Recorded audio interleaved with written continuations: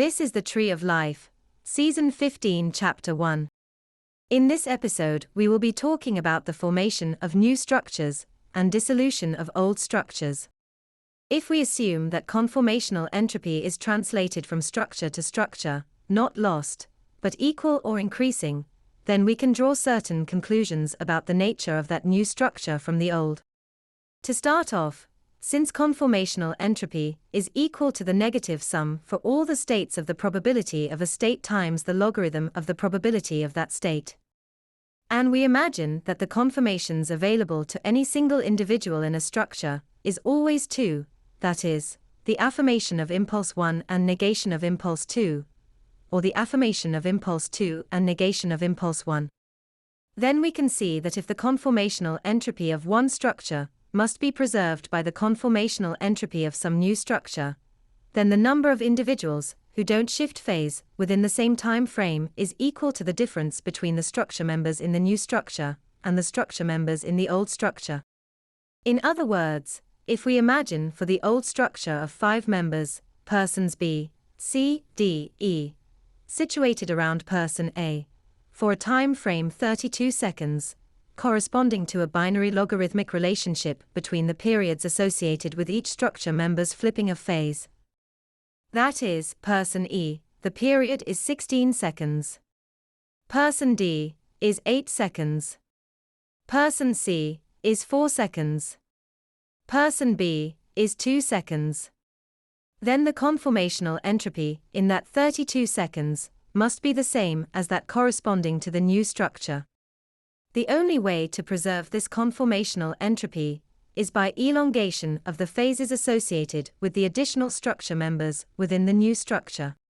So for example, if we imagine that structure 1 is described above, whilst structure 2 involves 9 members, persons B, C, D, E, F, G, H, I, situated around person A.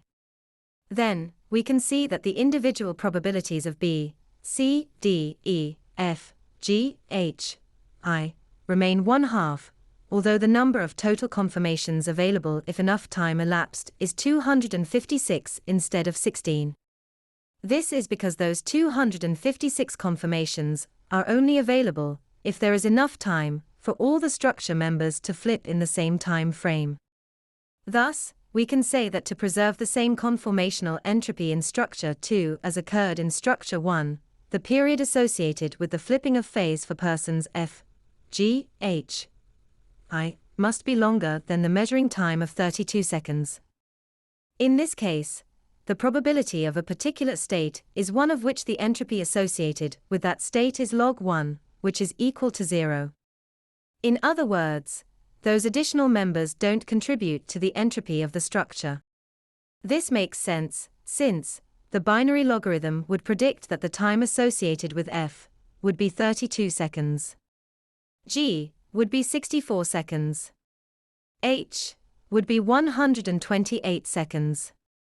And I would be 256 seconds.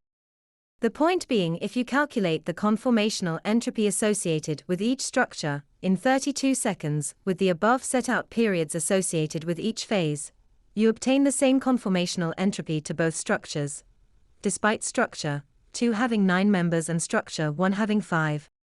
Now, if we are talking about an increase in the entropy associated with the new structure, then it is possible to see that the periods associated with the additional members of structure 2 could be less than the measuring time. But this would undermine a binary logarithmic relationship between the periods of the structure members within that new structure. That's the end of the podcast for today.